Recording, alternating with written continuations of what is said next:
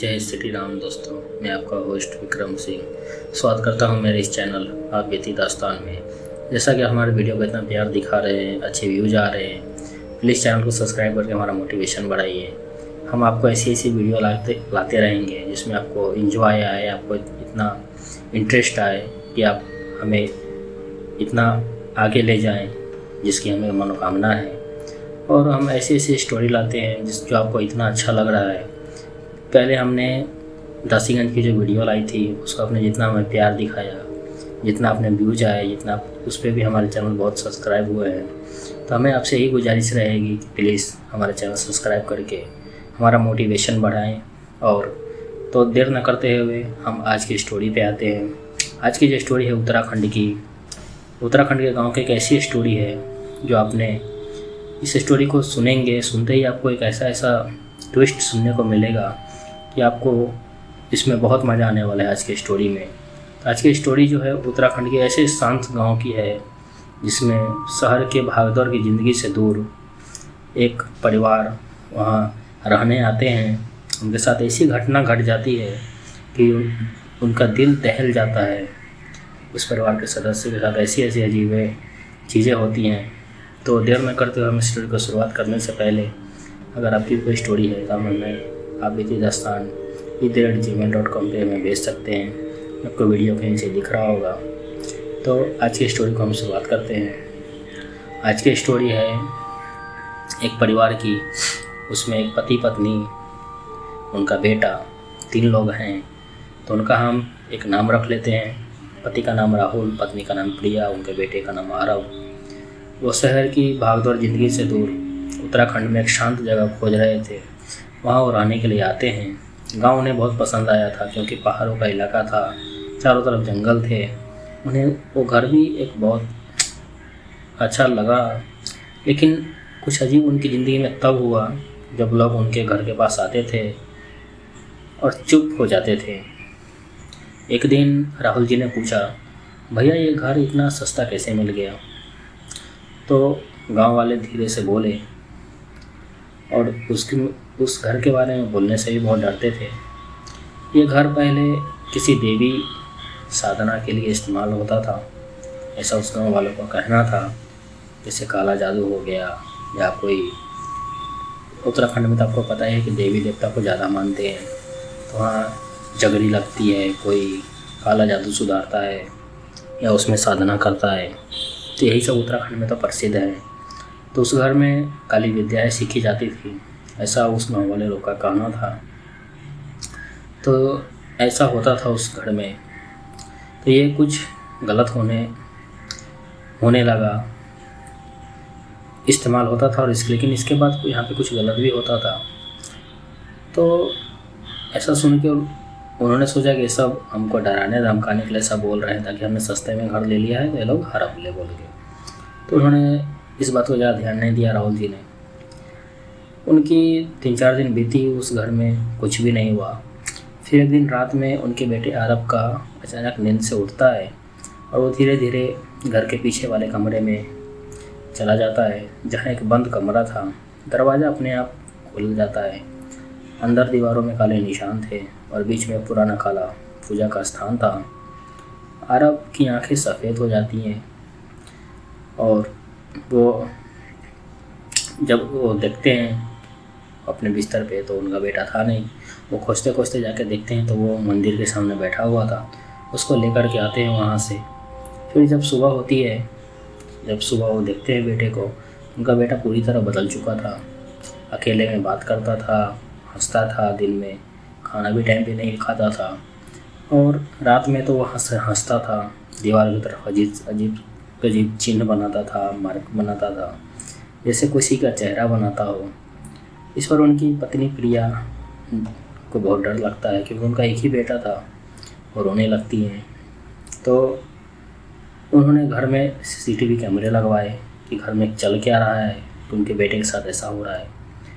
फिर उन्होंने कैसे करके 2 दिन बीते, इस हालत को सेक्रिप्स किया। उसके बाद रात में एक दिन CCTV कैमरा में उन्होंने देखा कि आरव रात में 2 बजे उठता है, किचन से चाकू उठाता है और उस घर में बंद कमरे में जाता है और जब राहुल और प्रिया अपने कमरे से उस कमरे में जाते हैं तो अंदर कोई नहीं होता है, ऐसा उन्होंने उस कैमरे में देखा। अब उन्होंने गए भी थे लेकिन उन्हें कोई दिखा नहीं, लेकिन कैमरा में उनका बेटा जाता हुआ दिखा था। वो बात को वो गया रात में, लेकिन जब वो रूम में आए तो उनका बेटा वहीं पे सोया मिलता है। फिर जब सुबह हुई उन्होंने आसपास के लोगों से बातचीत की। उनके पड़ोस में जो घर थे उसमें रहने वाले एक बूढ़े कपल थे, जिसमें एक औरत थी जो कि उनकी दादी की उम्र की थी। वो सब जानती थी। उन्होंने बात की। उस कमला दादी ने उन्हें बताया कि इस घर में पहले एक औरत भी रहती थी जो अपने परिवार को बचाने के लिए काला जादू करती थी, लेकिन वो खुद उस शक्ति को काबू में नहीं कर पाई। यानी शक्ति आपके पर्सनैलिटी या आपके ऑरा से ज़्यादा हो जाए तो शक्ति आप पे ही हावी हो जाती है, ये अक्सर बोला जाता है। क्योंकि कभी कभी आपका शरीर जो होता है इन शक्तियों को संभाल नहीं पाता, तो इसीलिए उसने अपने परिवार को ही बलि दे दी और मरते वक्त बोली, अब ये घर कभी खाली नहीं रहेगा। उस रात भयंकर तूफान आया, लाइट चली गई और अचानक घर के अंदर एक औरत उनको दिखाई देने लगी उसी दिन रात में, जिसने उन्होंने पड़ोसी से बात की थी। उसके पैर उल्टे थे, काले बाल थे, लाल आंखें भी थी। वो धीरे धीरे उनकी पत्नी प्रिया के पास आती है और फुसफुसा के बोलती है, मेरा बच्चा वापस दो। वो बोलती हैं प्रिया जी, देखती हैं अरब की ओर। वो साथ खड़ा था लेकिन उसका चेहरा इंसान जैसा नहीं था, वो और कुछ बन चुका था। फिर राहुल जी गांव से एक पंडित के बारे में पता लगाते हैं, पूछताछ करते हैं तो उन्हें एक पंडित मिलता है। वो पंडित को बुलाते हैं। पंडित जी कहते हैं कि आत्मा नहीं, ये काला जादू की शक्ति है जिसने किसी को जानबूझकर जगाया है। वो अनुष्ठान शुरू करते हैं, मंत्र पढ़ते हैं घर में। अचानक उनके घर में चारों तरफ फोटो गीटो जैसे कुर्सी टेबल सब हिलने लगते हैं, दीवारों से खून के जैसे निशान उभरने लगते हैं। उनका बेटा अरब चीखने लगता है और अचानक पंडित हवा में उछल जाते हैं और और वो औरत जो थी कोई और नहीं बल्कि कमला दादी खुद थी। ये उनको जब पता चलता है, जब ऐसा ट्विस्ट आता है, वो अभी भी उसी शक्ति में जिंदा रहती थी। क्योंकि कमला दादी हंसती जो बगल में उनके पड़ोसी थी जिससे उन्होंने पूछा था, वही वो डैन थी एक तरह से समझा जाए तो। क्योंकि वो औरत मरी नहीं थी बल्कि औरत बूढ़ी के साथ वही अलग रहती थी और इस घर में आके काला जादू कराया करती थी, ऐसा उन सबको मालूम चला। फिर कमला दादी ने हंसते हुए कहा कि मैंने इस घर को चुना है, अब तुम्हारा परिवार भी मेरा हिस्सा बनेगा। राहुल जी आखिरी कोशिश करते हैं, वो उस काले पूजा स्थान में आग लगा देते हैं। घर में चीखें गूंजने लगती हैं, अचानक सब शांत हो जाता है।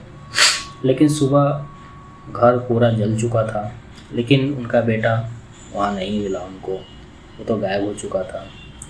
कुछ महीने बाद वो लोग वहाँ से निकल गए। बहुत दिन हो गए उनको बेटा का लॉस हुआ, उनके बेटे की जान चली गई। उन्होंने वो घर छोड़ दिया, वो वापस अपने जहाँ जगह रहने वाले थे वहाँ चले गए। तो फिर उस घर में एक नया ट्विस्ट आता है कि वहाँ एक नया परिवार फिर वो घर खरीदता है, उसी जगह आता है। उनका भी एक छोटा बच्चा रहता है। रात में उठकर वो वही चिन्ह बनाता था जो अरब बनाता था। धीरे धीरे कहता था, माँ वो आ गई। कैमरा धीरे धीरे पीछे जाता है और खिड़की में वही काली औरत मुस्कुराती हुई दिखती है। वही लोकेशन, वही जगह, जला हुआ घर, चांदपुर उत्तराखंड का है वो। फिर समय 6 महीने बाद नई फैमिली पुरानी गलती करती है एक, जो इससे पहले इस फैमिली ने दोहराई थी। एक नया परिवार फिर उस जगह आता है जिसमें उस परिवार में अमित, उनकी पत्नी नेहा, उनका 8 साल का बेटा विवान। गांव वाले फिर से उन्हें चेतावनी देते हैं, लेकिन इस बार उन्हें कोई भी नहीं मानता। इस ज़मीन पर घर मत बनाओ, ये जगह अभी भी जिंदा है। लेकिन पहली ही रात उनका बेटा अचानक उठता है और ज़मीन पर बैठकर अंगुलियों से काले काले चिन्ह बनाने लगता है। उनकी पत्नी उसे अपने बेटे को चिन्ह बनाते हुए देख उसे रोकती है, बेटा तुम ये क्या कर रहे हो? लेकिन वो कुछ नहीं बोलता है और चुपचाप चुपचाप देखते देखते फिर एक अजीब सी आवाज़ में घुर्राता है और उनसे बोलता है कि वो मुझे सिखा रही है। वो कौन? तो बोलती है कोई नहीं जानता उसे। इस पर अमित इस बार सावधान थे। उसने पूरे घर बनते ही उन्होंने घर में कैमरा लगाए।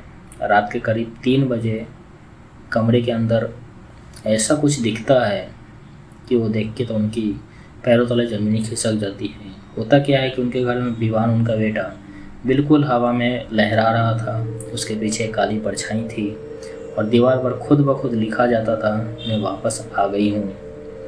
अमित को गांव के स्कूल में पुरानी सी एक फाइल मिलती है। उसमें राहुल के परिवार के बारे में पूरा कुछ लिखा हुआ था, जिसमें फ़ोटो भी लगी थी। फ़ोटो में आरव भी जिंदा था और उसके पीछे वही औरत खड़ी थी। मतलब आत्मा ख़त्म नहीं हुई, वो और मजबूत हो गई। एक रात क्या होता है, दरवाजे पे दस्तक होती है। अमित जी दरवाज़ा खोलते हैं। बाहर एक लड़का खड़ा था, वो आरव है, लेकिन उसकी आंखें पूरी तरह काली, चेहरा ठंडा, बिना फिर वो कहते हैं ना, उसके चेहरे पे कोई भाव था ही नहीं। एकदम समझो कि कुछ ना हाँ बोल रहा ना हो बोल रहा। फिर वो घर में वापस आया। दोनों बच्चे खेलते थे आपस में। अब घर में 2 बच्चे हैं, विवान और आरव। आरव वही पहले फैमिली का बच्चा जो गायब हो गया था। अब दोनों रात में एक साथ बैठते हैं और एक काला अनुष्ठान भी शुरू करते हैं। मोमबत्तियाँ अपने आप जल उठती हैं, ज़मीन पर खून जैसे निशान बन जाते हैं और बीच में एक काला दरवाज़ा सा बनाने लगते हैं।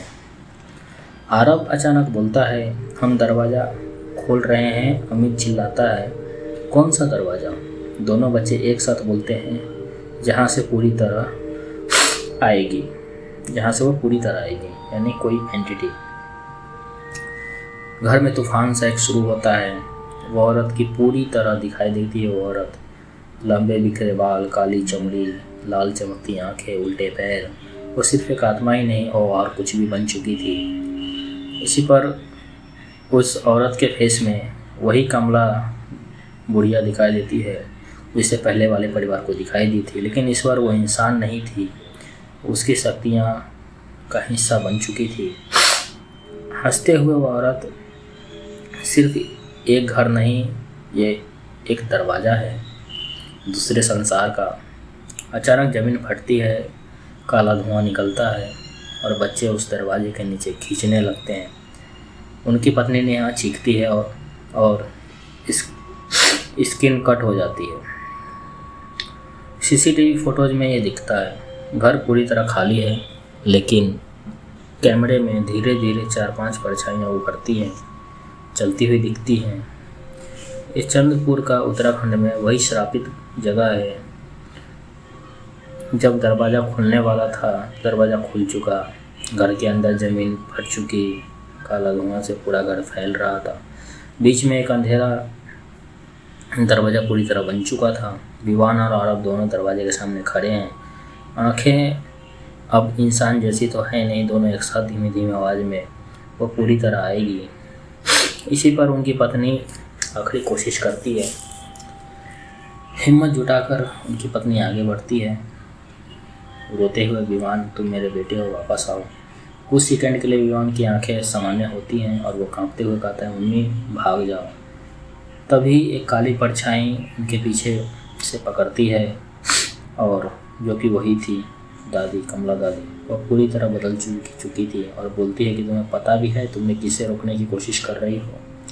तो बताती है कि कोई साधारण आत्मा नहीं, एक प्राचीन काल शक्ति है जिसे सालों पहले इसी गांव में जगाया गया था। नाम है कालरात्रि। अचानक दरवाजे के पीछे से एक हाथ निकलता है। वो हाथ राहुल का है, लेकिन राहुल जी का था। वो जिंदा नहीं, आधा उसी दुनिया का बन चुका है। राहुल जी कमज़ोर आवाज़ में इसे रोकते हैं, वरना सब खत्म हो जाएगा। तो राहुल जी बताता है कि इस दरवाजे को बंद करने का एक ही तरीका है, किसी एक को खुद को उस दरवाजे में बलिदान देना होगा। अमित आगे बढ़ते हैं, आगे आते हैं, मैं जाऊंगा, लेकिन नेहा उनको रोकने लगती है। लेकिन तभी विवान अचानक दौड़ता है और उसमें कूद जाता है, उस दरवाजे की तरफ फेंक देता है। विवान चिल्लाते हुए, मम्मी मैं आपको बचा लूँगा, इस तरह मैं आपको बचा लूँगा। लेकिन दरवाज़ा बंद हो जाता है। जैसे ही विमान अंदर जाता है, ज़ोरदार धमाका होता है और दरवाज़ा धीरे धीरे बंद होने लगता है। एक काली औरत चीखती है, जो कमला दादी अभी भी उसी में खींच जाती है और सब कुछ अचानक शांत सा हो जाता है। फिर वो रात ख़त्म होती है, सुबह होता है। घर पूरी तरह खाली था, न दरवाज़ा न काला धुआं, सिर्फ ज़मीन पर जले हुए निशान। और नेहा अमित बच जाते हैं, लेकिन उनका बेटा नहीं। 6 महीने बाद नेहा एक नए शहर में फिर वहाँ से छोड़ के अलग जाती है। वो टीवी पर न्यूज़ देखती है कि न्यूज़ में उन्हें दिखता है कि दूसरे गांव में एक बच्चा वही काले चिन्ह बना रहा है, और ऐसा टीवी पे दिखाया जाता है। तो ऐसा सोचती कि फिर उस घर का कोई बच्चा लगता है शिकार हो गया है। उन्होंने वहाँ से भी दूर जाने का फैसला ले लिया। वहाँ से दूसरे स्टेट में गए, वहाँ पे अपना घर लिया, वहाँ भी सुकून का ज़िंदगी जी रहे हैं। उनका फिर से उन्होंने, भगवान ने उनके दया की, फिर से उन्होंने प्रेगनेंसी कंसीव की। उनको फिर एक बेटा हुआ, जो कि बिल्कुल विवान जैसा ही था। तो उन्हीं ने उनको ये कहानी, अपनी कहानी और इससे पहले जो फैमिली वहाँ रहने गई थी उत्तराखंड में, उनकी कहानी दोनों बताई कि ऐसा हमारे साथ हुआ, तुम्हारे एक भाई हमें छोड़ के चला गया। तो उन्होंने ही हमें लिख के स्टोरी हमारे ईमेल आईडी पे भेजी। तो आशा करता हूँ कि आपको स्टोरी बहुत पसंद आई होगी। अगर आप अभी तक देख लिए तो प्लीज़ चैनल को सब्सक्राइब कीजिए, हमारा मोटिवेशन बढ़ेगा। अगर आपकी भी कोई वीडियो हो तो हमें लिख के भेजिए। आपको मेल आईडी वीडियो के नीचे हमेशा मैं मेंशन करता हूँ, वीडियो के लिंक में आपको मिलेगा। तो जैसा कि हम हर वीडियो में बताते हैं, अपने माँ बाप से, इष्ट देवता से, कुल देवता से कांटेक्ट में रहिए, भक्ति भावना में लीन रहिए, देश में एकता सद्भावना बनाए रखिए, क्योंकि जितना आपका ऑरा मजबूत रहेगा उतना ही चीज़ें आपसे दूर रहेंगी। आप इसमें बिलीव करते हैं तो कीजिए, नॉन बिलीवर है तो और अच्छी बात है, क्योंकि जितना ये सबसे दूर रहिएगा उतना ये सब आपसे दूर रहेंगी। तो हम आज तक के लिए, मैं विक्रम सिंह, यहीं तक।